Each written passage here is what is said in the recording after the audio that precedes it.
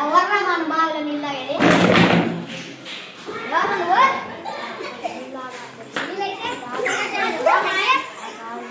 మీరే పొలం మీరు అవి తాగితే మేము మూసేయాల్సి వచ్చింది ఆ నీళ్ళు.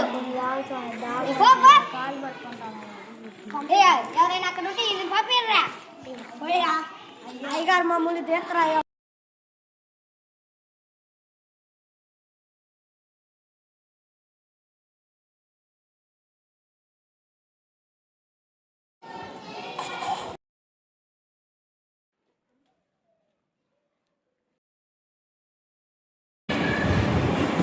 ఎగురు మనందరం ఇప్పుడు సమానమే రా.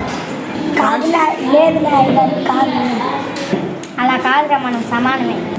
మనందరికీ రాజ్యాంగం అమల్లోకి వచ్చింది. అందరం సమానమే. నీటి నుండి బానిసత్వం అనేది లేదు. నువ్వు కూడా చేయరా.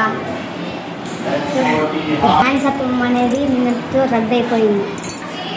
రండి రామస్వామి గారు, జయానంద్ గారు అంటున్నారు.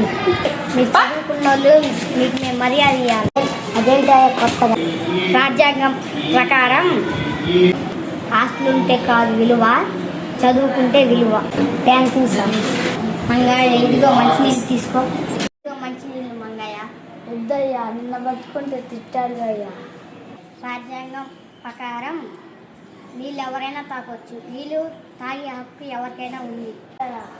నేనే ఇస్తున్నాను సార్, తీసుకో.